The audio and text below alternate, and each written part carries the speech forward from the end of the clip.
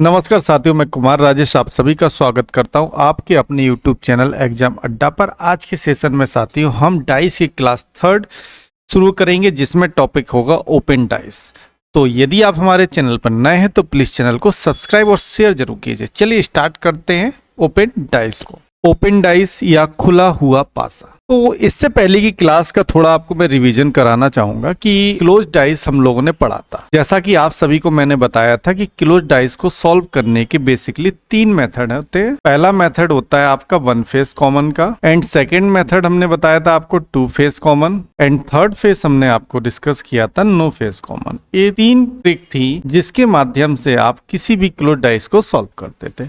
इतना क्लियर है? चलिए आज हम बात करते हैं ओपन डाइस खुले हुए पासा के। जैसा कि क्लोज डाइस को सॉल्व करने के 3 तरीके थे, उसी प्रकार ओपन डाइस को सॉल्व करने के 2 मेथड हैं। सबसे पहले मेथड की हम बात कर लेते हैं, वह है अल्टरनेट, एंड सेकेंड मेथड है आपका जिसको हम कहते हैं जी मेथड। तो ओपन डाइस को सॉल्व करने के 2 मेथड है, number 1 alternate method and number 2 G method. तो अल्टरनेट को स्टार्ट करने से पहले थोड़ा आपको बताना चाहूंगा कि ओपन डाइस होता क्या है। तो वह पासा जिसकी 6 की 6 सरफेस हमको दिखाई देती है उसे हम खुला हुआ पासा कहते हैं। बंद पासे में क्या होता था, आपको एक समय पर 3 सतह दिखाई दी जाती थी, लेकिन ओपन डाइस में आपको 6 की 6 सतह एट अ टाइम दिखाई देती हैं, जैसा कि आपको इधर फिगर में दिखाई दे रहा है। तो अब हम बात करते हैं अल्टरनेट सरफेस की, अल्टरनेट मेथड की। तो अल्टरनेट मेथड होता क्या है? अल्टरनेट मेथड वहां लगता है या वहां यूज होता है जहां पर एक लाइन में 2 से अधिक सतह दी जाए। बात समझ में है कि अल्टरनेट मेथड हमारा वहां यूज होता है जहां पर एक लाइन में 2 से अधिक सतह या फलक दी जाए। अब एक लाइन की मैं बात करता हूं कि ओपन डाइस में जब भी अल्टरनेट मेथड आपका अप्लाई होगा तो उस कंडीशन में लाइन आपकी या तो हॉरिजॉन्टल होनी चाहिए या तो वर्टिकल होना चाहिए। कहने का मतलब अल्टरनेट मेथड या तो आपका ऊपर से नीचे की तरफ लगेगा या लेफ्ट टू राइट लगेगा। आप ऐसा नहीं लगा सकते कि आपको इसको ट्रायंगल तिरछा लगा दें, इस तरह आपका अल्टरनेट मेथड नहीं लगेगा। जब भी अल्टरनेट मेथड यूज होगा या तो वह ऊपर से नीचे या राइट टू लेफ्ट यूज होगा। इतना क्लियर है?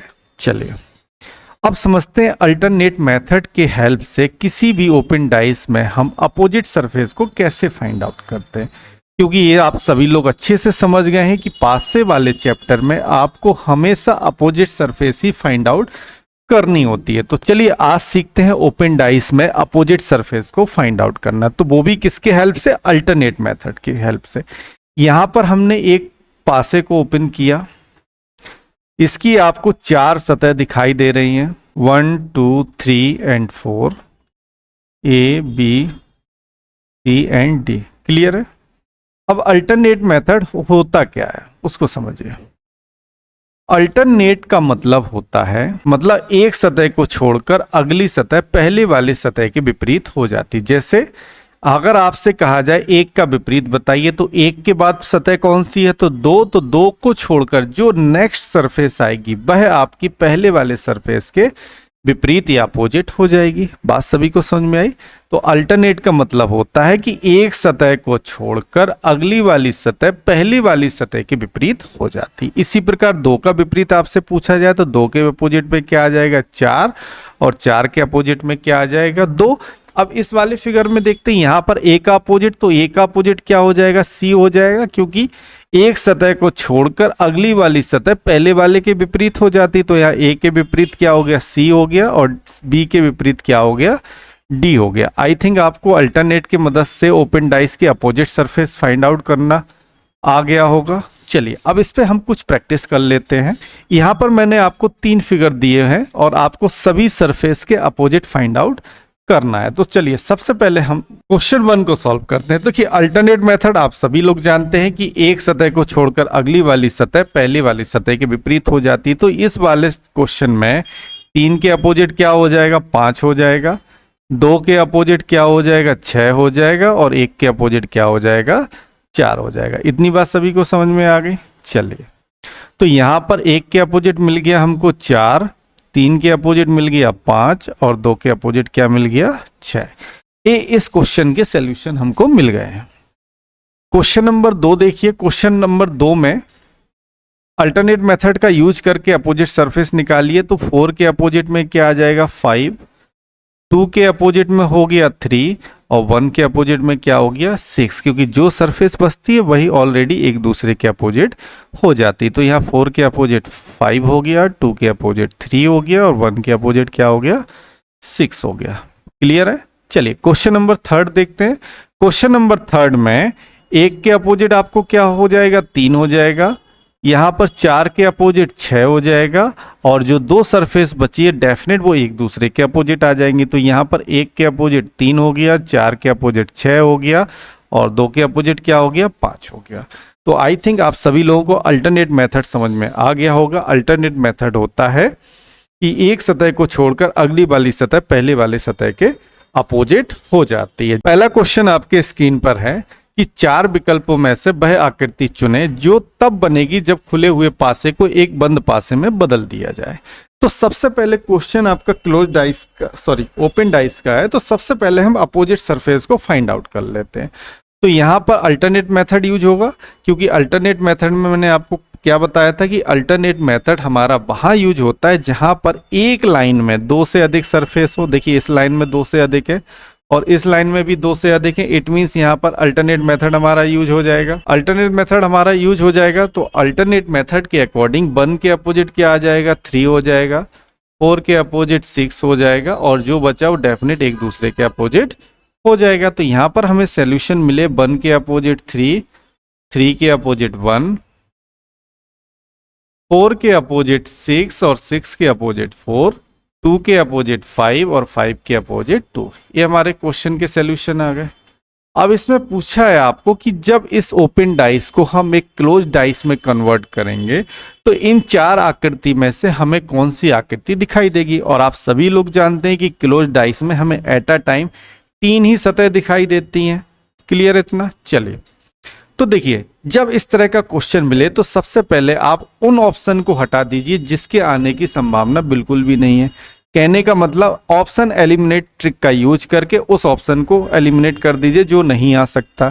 तो यहाँ पर एक नोट मैंने आपको क्लास सेकंड में बताया था, फिर से आपको रिवाइज करा दे रहा हूं। नोट था हमारा 2 विपरीत सतह ना कभी एक साथ दिख सकती है ना एक साथ छिप सकती है।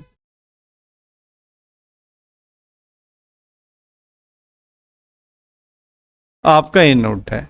नोट क्या कह रहा है कि 2 विपरीत सतह ना कभी एक साथ दिख सकती हैं और ना ही कभी एक साथ छिप सकती हैं।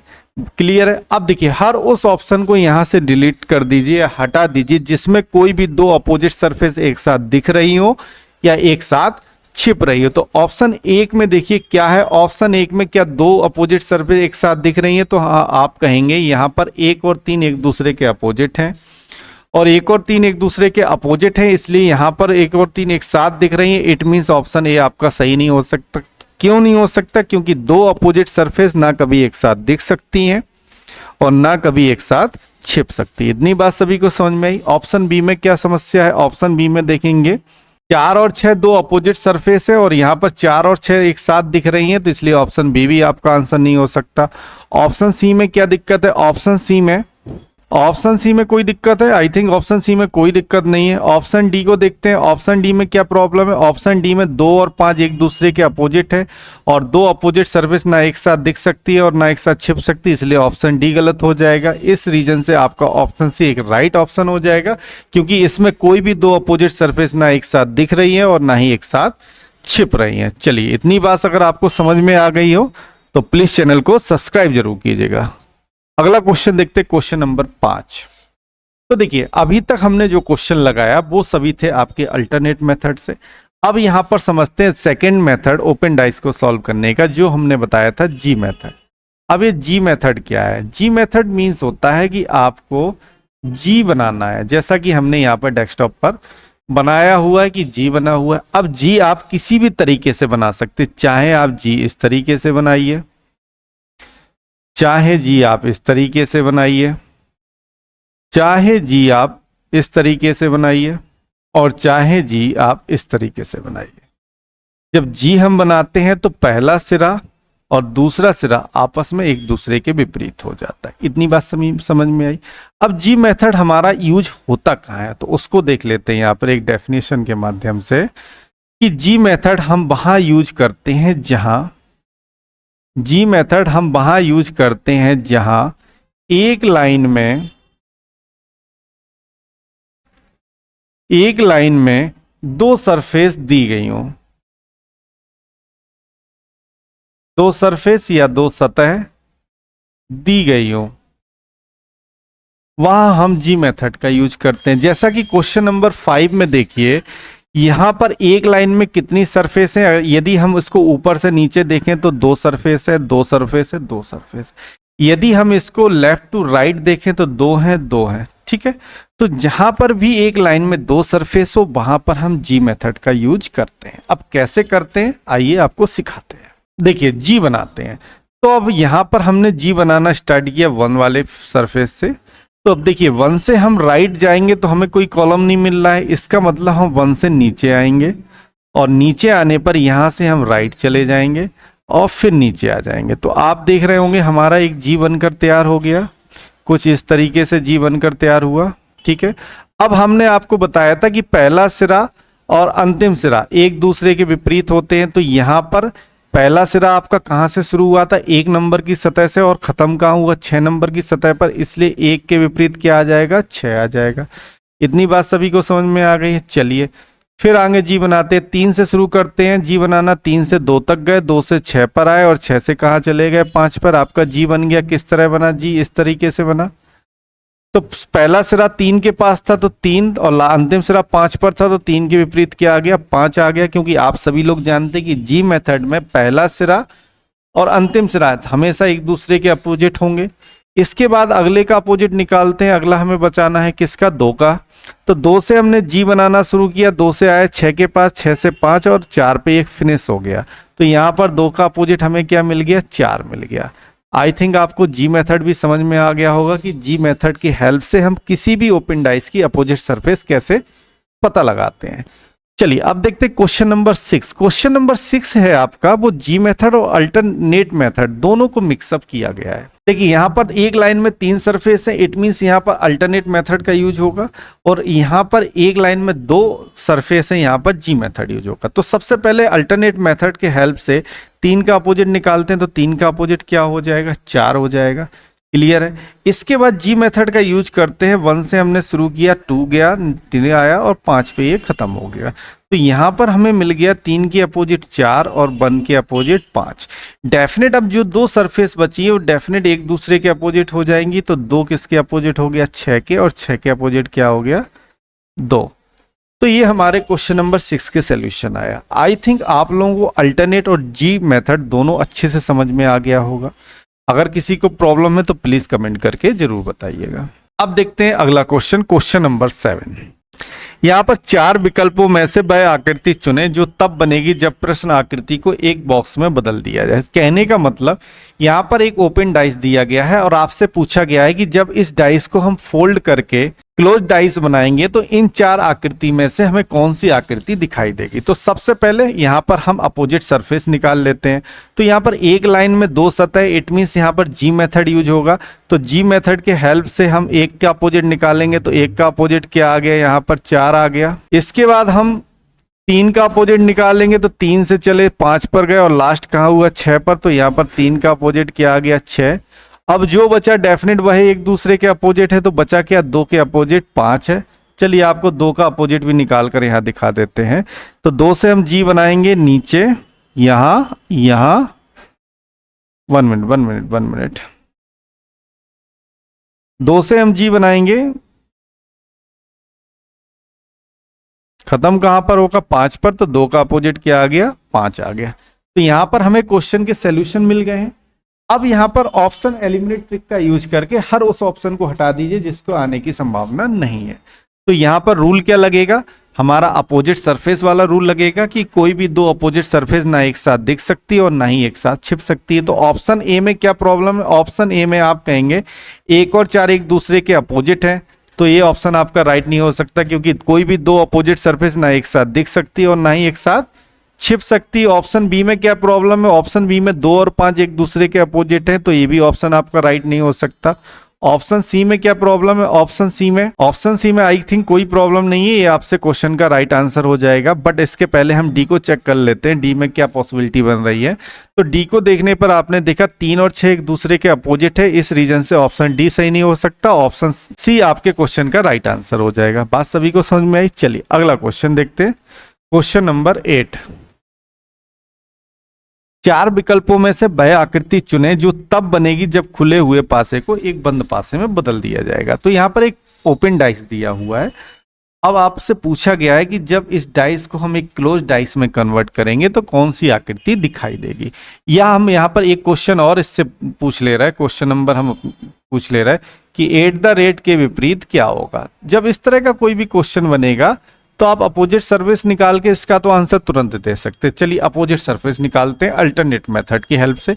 तो यहाँ पर एट द रेट का अपोजिट क्या हो जाएगा, ये ट्राइंगल है, ट्राइंगल हो जाएगा, ठीक है। हैज का अपोजिट क्या हो जाएगा, परसेंटेज, और कॉपीराइट का अपोजिट हो जाएगा डॉलर। तो यहाँ आपको सबको मेंशन कर लीजिए, मेंशन हम यहाँ पर कर ले रहे हैं। डॉलर का अपोजिट क्या आ गया, कॉपीराइट। एट द रेट का अपोजिट हमें मिल गया त्रिभुज, और हैज का अपोजिट क्या हो गया, परसेंटेज। ये हमारे क्वेश्चन का सॉल्यूशन आ गया। अब पहला क्वेश्चन जो मैंने दिया था कि कॉपीराइट के विपरीत बताइए, तो इस क्वेश्चन का आंसर क्या आ जाएगा, कॉपीराइट के विपरीत क्या हो गया, डॉलर हो गया, ठीक है। अब जो रियल आपसे क्वेश्चन पूछा गया है कि इस पासे को जब हम फोल्ड करेंगे, बंद करेंगे, तो इन 4 में से हमें कौन सी आकृति दिखाई देगी।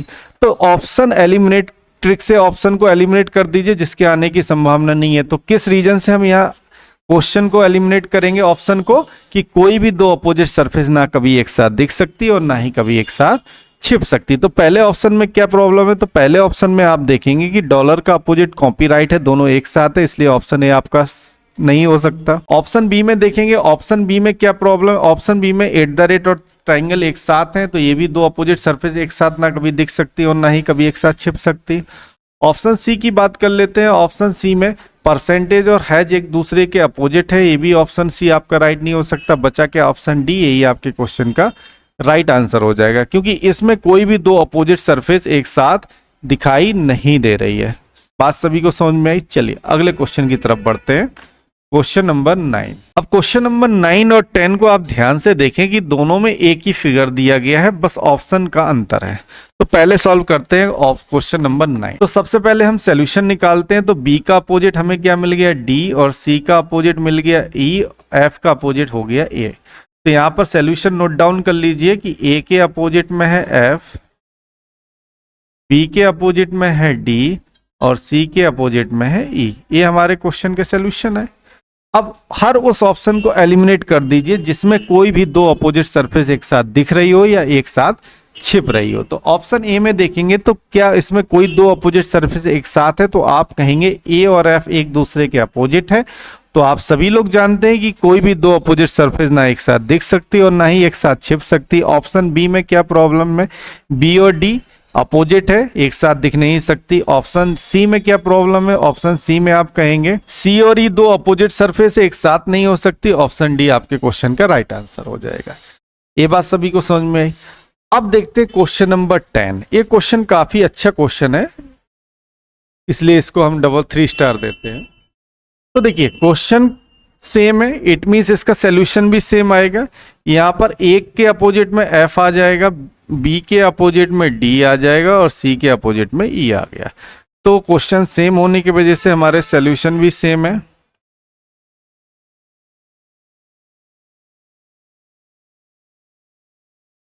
अब देखिए ऑप्शन एलिमिनेट का यूज करते हैं। तो क्या हम इन 4 ऑप्शन को अपोजिट सरफेस के ब्याह पर किसी भी ऑप्शन को एलिमिनेट कर सकते हैं। आइए देखते हैं। क्या पहले ऑप्शन में और ऑप्शन बी, सी, डी में कोई भी 2 अपोजिट सरफेस एक साथ है, तो आप ध्यान से देखिए कि ना ऑप्शन ए में, ना बी में, ना सी में, ना डी में कोई भी 2 अपोजिट सरफेस ना एक साथ दिख रही है और ना ही एक साथ छिप रही है। इट मीन्स हमारी अपोजिट सरफेस वाला कॉन्सेप्ट तो यहाँ फॉलो नहीं होने वाला है। तो अब हम किस वजह से यहाँ पर ऑप्शन को एलिमिनेट करें, तो क्या रीजन हो सकता है। तो यहाँ पर जब आपके ऑप्शन अपोजिट सरफेस के बिहाफ पर एलिमिनेट ना हो, तो वहां पर हम रोटेशन मेथड का यूज करेंगे। किस मेथड का यूज करेंगे, रोटेशन मेथड का। अब ये रोटेशन मेथड क्या है थोड़ा समझ लीजिए। देखिए रोटेशन मेथड आपकी ये कहती है कि जब हम इस डाइस को क्लोज डाइस में कन्वर्ट करेंगे तो यहां पर जो एबीसी की रोटेशन है, यहां पर एबीसी की रोटेशन क्या है, तो आप कहेंगे क्लॉकवाइज। तो जब हम इस डाइस को क्लोज डाइस में कन्वर्ट करेंगे तो जो रोटेशन एबीसी की ओपन डाइस में है वही रोटेशन एबीसी की क्लोज डाइस में होगी। कहने का मतलब सपोज दैट इस पासे को जब हमने क्लोज किया तो आपको इस तरह दिखाई दिया, ठीक है।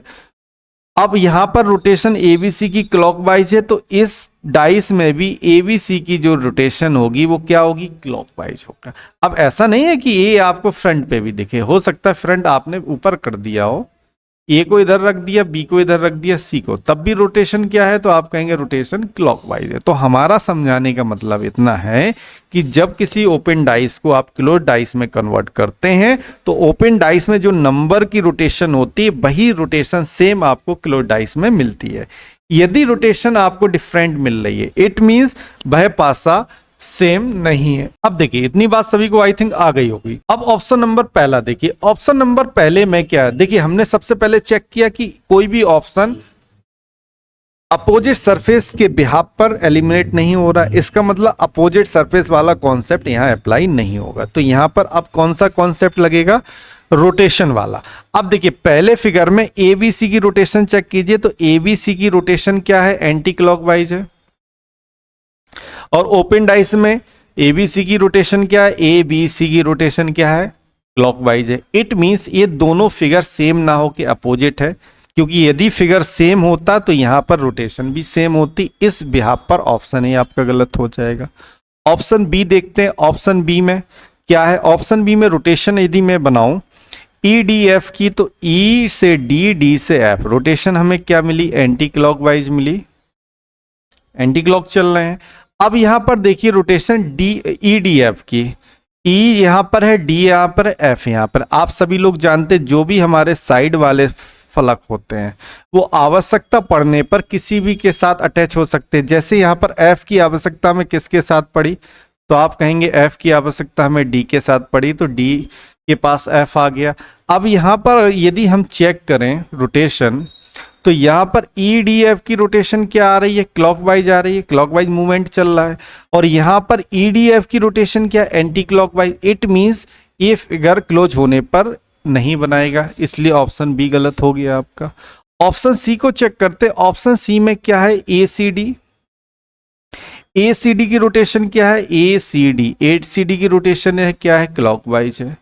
अब बात कर लेते फिगर में ए सी डी की रोटेशन क्या है, और आप सभी लोग जानते हैं कि ए की जरूरत अब यहां पर किसके साथ पड़ गई, सी के साथ पड़ गई। तो ए को उठा के चले आइए सी के पास, यहां पर हमने ए को उठा के रख दिया सी के पास। अब रोटेशन हमें बनानी है ए सी डी की, तो यहां पर ए सी डी की रोटेशन क्या है, आप कहेंगे ए सी डी आपका क्लॉकवाइज है, और यहां पर भी ए सी डी की रोटेशन क्या है, क्लॉकवाइज। इट मींस जब हम इस पासे को फोल्ड करेंगे तो हमें ये वाला डाइस दिखाई देगा। इस रीजन से हमारा ऑप्शन सी क्या हो जाएगा, सही हो जाएगा। अब ऑप्शन डी को भी हम चेक कर लेते हैं। ऑप्शन डी में क्या है, सी बी एफ, सी या हम बनाते बी सी एफ की रोटेशन बनाते हैं।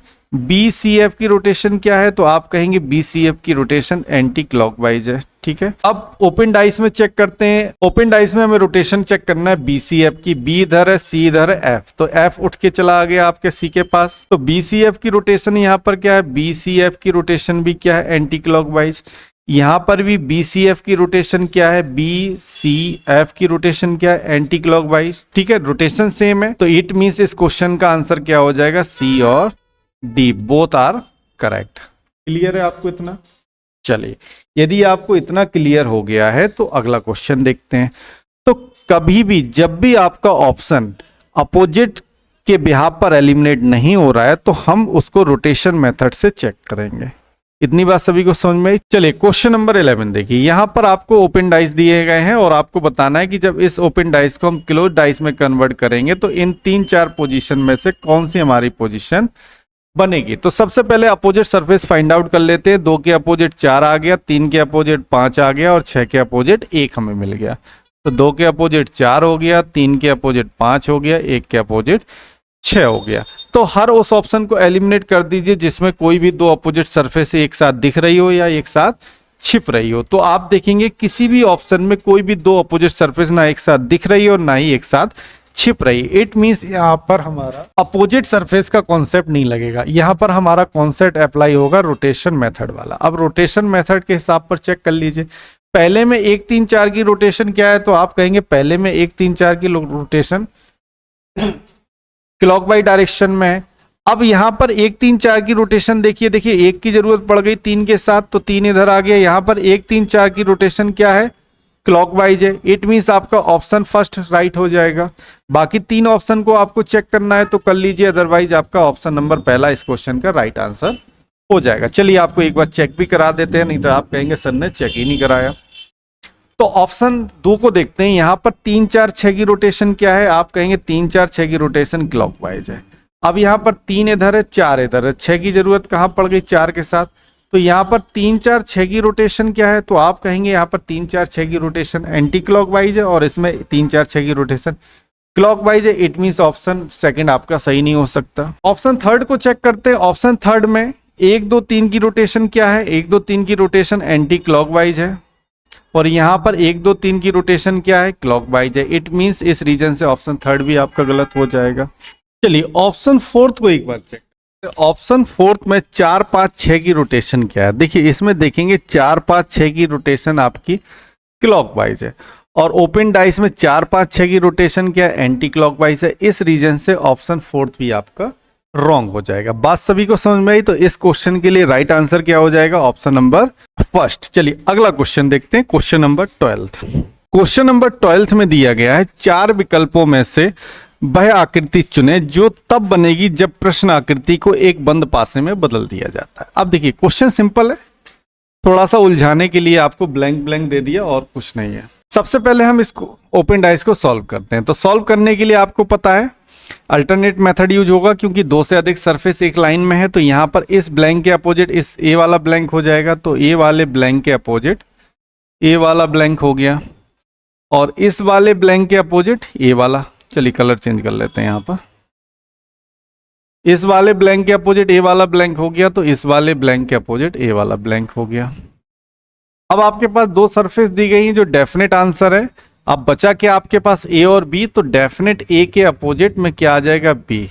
ए है आपका एक डेफिनेट आंसर है कि ए अपोजिट टू बी। इतनी बात सभी को समझ में आई। चलिए अब यहां पर ऑप्शन एलिमिनेट ट्रिक अप्लाई करते हैं। ऑप्शन एलिमिनेट हम किस रीजन से करते थे कि कोई भी 2 अपोजिट सरफेस ना कभी एक साथ दिखेंगी और ना ही एक साथ छिपेंगी। अगर ये अप्लाई नहीं होता था तो हम रोटेशन मेथड यूज करते थे। इतनी बात सभी को समझ में आ गई। अब देखिए ऑप्शन नंबर ए में क्या प्रॉब्लम। देखिए ऑप्शन नंबर 1 में 2 अपोजिट सरफेस एक साथ दिख रही है, जैसा कि आपको दिया गया है कि ए के विपरीत बी है, ए के विपरीत बी है। और आप सभी जानते हैं कि कोई भी 2 अपोजिट सरफेस ना कभी एक साथ दिख सकती और ना ही कभी एक साथ छिप सकती। इस रीजन से ऑप्शन ए गलत हो गया। ऑप्शन बी में भी सेम कंडीशन है कि 2 अपोजिट सरफेस एक साथ दिख रही हैं, इसलिए ऑप्शन बी गलत हो जाएगा। अब आपके पास ऑप्शन सी और डी बचे हैं, तो इन दोनों में से ही कोई आपका एक राइट आंसर होगा। तो देखिए सबसे पहले बात करते हैं डी की। तो डी को अगर यदि हम डी को सही आंसर माने तो यहां पर आप देखेंगे कि 2 अपोजिट सरफेस जो डेफिनेट है ए और बी एक दूसरे के अपोजिट है। इस वाले फिगर में क्या है, दोनों छिप गई हैं। कहां चलेंगे, पीछे की ओर चलेंगे। और आप सभी लोग जानते हैं कि कोई भी 2 अपोजिट सरफेस ना कभी एक साथ दिख सकती है और ना ही कभी एक साथ छिप सकती। इस रीजन से ऑप्शन डी भी आपका क्या हो जाएगा, गलत हो जाएगा। तो बचा क्या, सी। सी आपका इस क्वेश्चन का राइट आंसर हो जाएगा। एक अप्रोच और मैं बताना चाहूंगा, जब आपको इस तरह का कोई क्वेश्चन दिखे जिसमें कि 4 सरफेस ब्लैंक हो और कोई एक सरफेस का डेफिनेट आंसर हो, जैसा कि यहां पर आपको दिख रहा है कि ए के विपरीत बी है, तो इसके लिए लॉजिक आप हमेशा अप्लाई किया करिए कि हर उस ऑप्शन को हटा दीजिए जिसमें इन दोनों अपोजिट सरफेस एक साथ दिख रही है। उस ऑप्शन को सही कर दीजिए जिसमें इन दोनों में से कोई एक दिख रहा हो, जैसा कि ऑप्शन सी में क्या है, इन दोनों में से एक दिख रहा है बी, तो इसलिए आपका ऑप्शन सी सही हो जाएगा। इतनी बात सभी को समझ में आ गई है। चलिए अगला क्वेश्चन देखते हैं, question number 13। Question number next है आपका चार विकल्पों में से वह आकृति चुने जो तब बनेगी जब प्रश्न आकृति को एक बंद पास में बदल दिया जाता है। देखिए क्वेश्चन सिंपल है, बस थोड़ा सा लॉजिक लगाइए और सॉल्व हो जाए। तो सबसे पहले हम क्या करेंगे, अपोजिट सरफेस को फाइंड आउट करेंगे, वो भी अल्टरनेट या जी मेथड से। तो यहां पर आप देखेंगे कि डी के अपोजिट क्या है, ई है, और सी के अपोजिट क्या है, ए है। ये तो सभी को निकालना आता है। तो यहां पर डी के अपोजिट मिल गया ई और ए के अपोजिट मिल गया हमें सी। अब डेफिनेट जो बी और ये चार ट्राइंगल बचे हैं यही एक दूसरे के अपोजिट हो गए।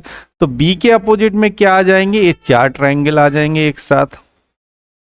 ये चार ट्राइंगल एक सरफेस को चार भागों में डिवाइड करके बनाया गया है। इतनी बात सभी को समझ में आ गई या नहीं आ गई? चलिए, अगर इतनी बात समझ में आ गई है तो अब ऑप्शन को एलिमिनेट करते हैं। तो ऑप्शन को एलिमिनेट करने से पहले हम आपको यहाँ पर एक बहुत ही बेहतरीन लॉजिक बताना चाहेंगे। देखिए लॉजिक क्या है, जब इस तरह का ओपन डाइस आपको मिले कि उसमें यहाँ पर एक अप्रोच बताना चाहूंगा कि जब इस तरह का फिगर आपको मिले कि कोई एक सरफेस को चार भागों में डिवाइड किया गया है या दो भागों में डिवाइड किया गया, तो ये चारों सरफेस की जो रोटेशन यहाँ पर दी गई है, तो आप देखेंगे रोटेशन क्या है, क्लॉकवाइज है। तो यहाँ पर अप्रोच ये है कि जब इस फिगर को हम एक क्लोज डाइस में कन्वर्ट करेंगे तो फिगर क्या पीछे की तरफ फोल्ड होगा, क्योंकि यदि हम इसको आगे की तरफ फोल्ड करेंगे तो नंबर ढक जाएंगे। तो जब भी ओपन डाइस को हम फोल्ड करते हैं तो हमेशा पीछे की तरफ करते हैं। तो जब इस फिगर को हम पीछे की तरफ फोल्ड करेंगे तो उस कंडीशन में जो नंबर की रोटेशन यहाँ पर क्लॉकवाइज डायरेक्शन में है तो वह हमेशा चेंज होकर अपोजिट हो जाएगी। किस डायरेक्शन में हो जाएगी, एंटी क्लॉकवाइज में हो जाएगी। बात सभी को समझ में आई कि जब ये फिगर फोल्ड होगा तो नंबर की रोटेशन जो अभी यहाँ पर क्लॉकवाइज दिख रही है वह चेंज होकर क्या हो जाएगी, एंटी क्लॉकवाइज हो जाएगी। बात सभी को समझ में आ गई है? चलिए, अगर बात सभी को समझ में आ गई है तो पहला ऑप्शन देखिए क्या सही है गलत। तो देखिए पहले ऑप्शन में कोई भी दो अपोजिट सरफेस एक साथ नहीं दिख रही है और ना ही कोई भी दो अपोजिट सरफेस एक साथ छिप रही है। हाँ, एक बार मिनट, ऑप्शन नंबर ए में दो अपोजिट सरफेस एक साथ दिख रही है, वो कौन सी, बी और बी के अपोजिट चारों ट्राइंगल। तो ऑप्शन नंबर ए आपका गलत हो जाएगा, क्योंकि कोई भी दो अपोजिट सरफेस ना कभी एक साथ दिख सकती और ना ही कभी एक साथ छिप सकती। ऑप्शन बी में देखिए, ऑप्शन बी में क्या प्रॉब्लम है। ऑप्शन बी को अगर यदि हम ध्यान से देखें तो इसमें कोई भी दो अपोजिट सरफेस दिख रही है या छिप रही है, तो आप कहेंगे इसमें कोई भी दो अपोजिट सरफेस ना छिप रही है और ना ही दिख रही है। ठीक है, तो ऑप्शन बी आपका राइट हो सकता है। राइट होने से पहले ऑप्शन सी और डी को एक बार क्रॉस चेक कर लेते हैं। ऑप्शन सी में क्या है, ऑप्शन सी में दो अपोजिट सरफेस एक साथ दिख रही हैं, तो आप कहेंगे वो कौन सी, बी और चारों ट्राइंगल। तो ये ऑप्शन आपका राइट नहीं हो सकता। ऑप्शन डी में भी क्या है, दो अपोजिट सरफेस एक साथ दिख रही है, बी के अपोजिट क्या है, चारों ट्राइंगल। अब बचा क्या, ऑप्शन बी, यही आपके क्वेश्चन का राइट आंसर हो जाएगा। अब सपोज दैट यहां पर मैं एक ऑप्शन और देना चाहूंगा, जैसे कि इस ऑप्शन की जगह मैं आपको कुछ ये ऑप्शन दे दूं,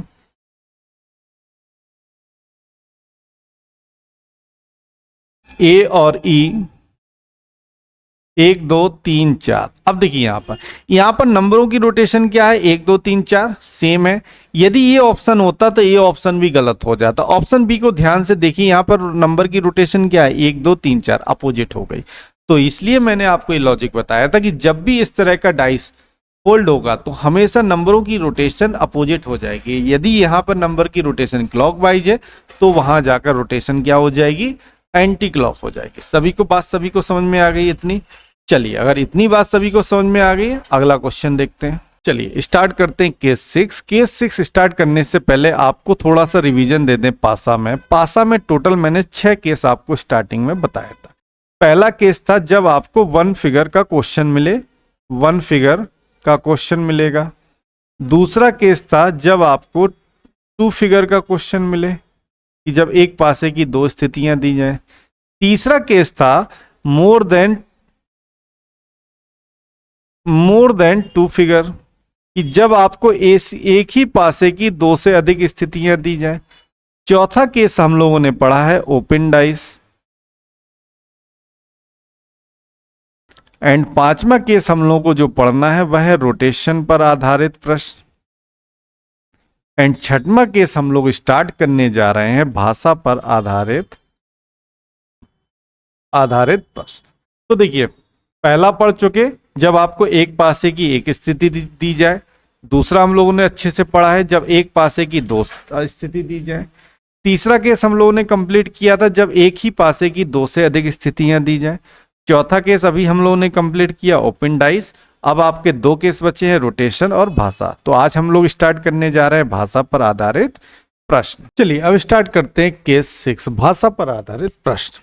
तो यहाँ पर एक प्रश्न दिया गया, एक पासे के 6 मुख दिए गए हैं जिस पर ABCDEF अंकित है और ए के बगल में BCE लिखे हुए हैं। तो चलिए देखिए, जब भी भाषा के आधार पर प्रश्न होगा उसमें कोई भी डायग्राम नहीं दिया रहेगा, आपको एक लैंग्वेज दी रहेगी और उस लैंग्वेज के व्याप पर आपको क्वेश्चन को सॉल्व करना रहेगा। तो यहाँ पर देखिए हम एक फिगर बना लेते हैं आपको समझाने के लिए।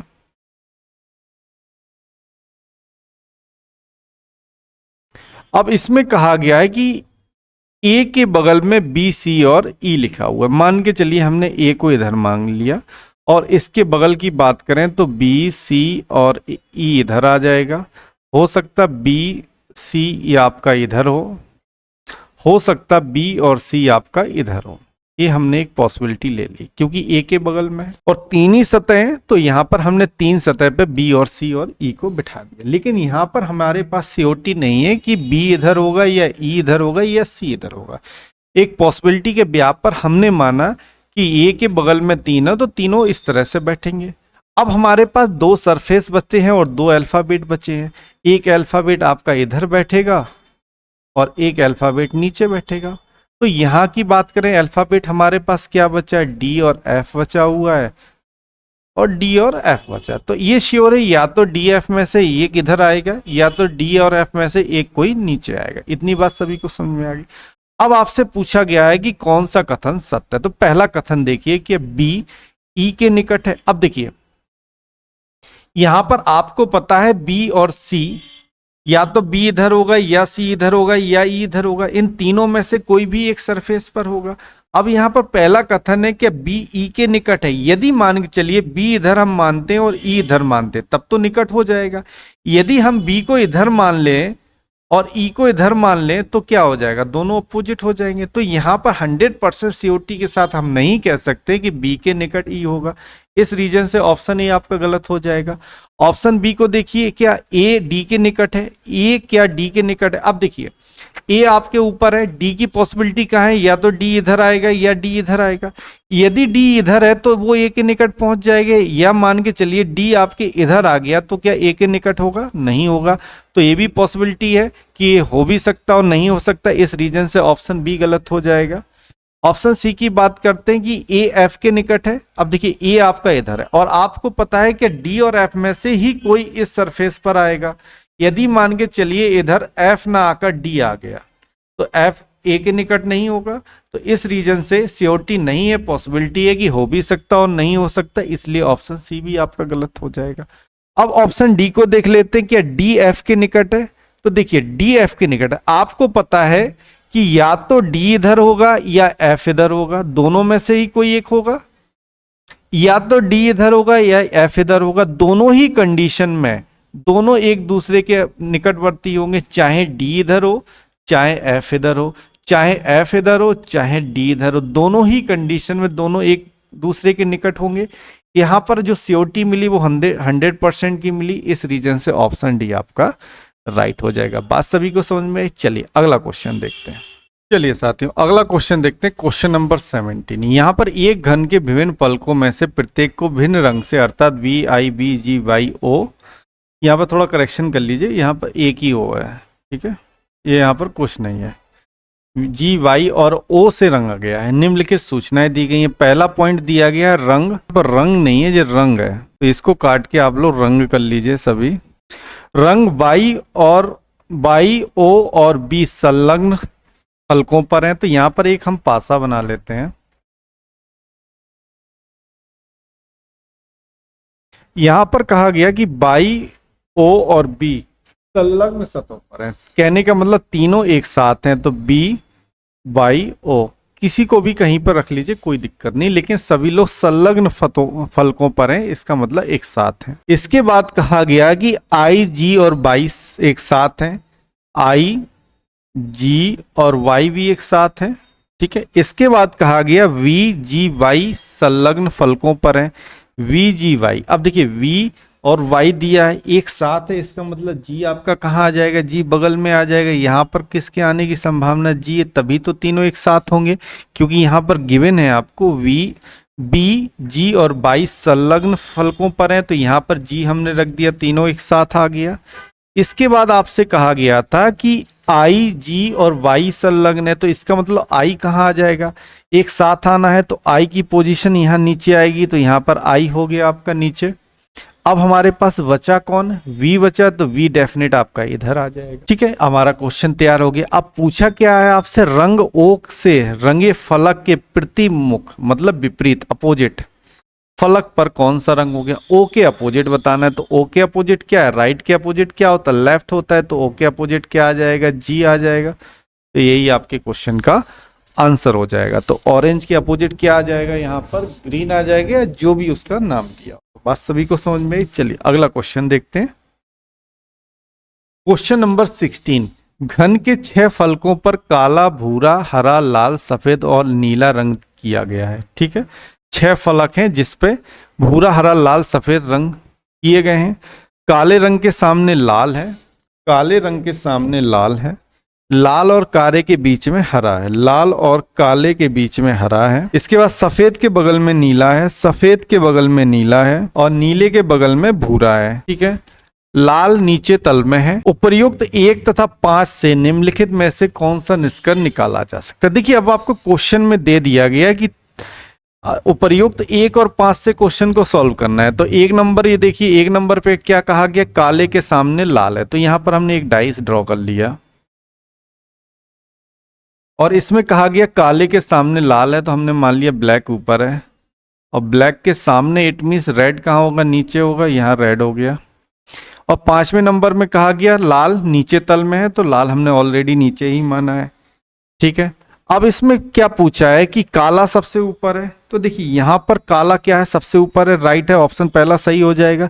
बाकी 3 ऑप्शन को एक बार चेक कर लेते। नीला सबसे ऊपर है, गलत है। भूरा सबसे ऊपर है, गलत है। काले के सामने भूरा है, नहीं, काले के सामने क्या दिया, ब्लैक के अपोजिट क्या रेड है, ये आपको दिया गया है, तो ये भी रॉन्ग हो जाएगा। तो इस क्वेश्चन का राइट आंसर क्या हो जाएगा, ऑप्शन नंबर ए। तो इस तरह के क्वेश्चन आपके भाषा पर आधारित होते हैं, इसमें कोई फिगर नहीं दिया जाता है, बस भाषा के आधार पर हमें फिगर को बनाना पड़ता है और क्वेश्चन को सॉल्व करना पड़ता है। इतनी बात सभी को समझ में आ गई है। चलिए, तो आज की क्लास हमारी यहीं पर समाप्त होती है। यदि आपको हमारी क्लास अच्छी लगी हो तो प्लीज़ चैनल को लाइक, शेयर और सब्सक्राइब जरूर कीजिएगा। चलिए कल मिलते हैं डाइस के आखिरी लेक्चर के साथ। धन्यवाद।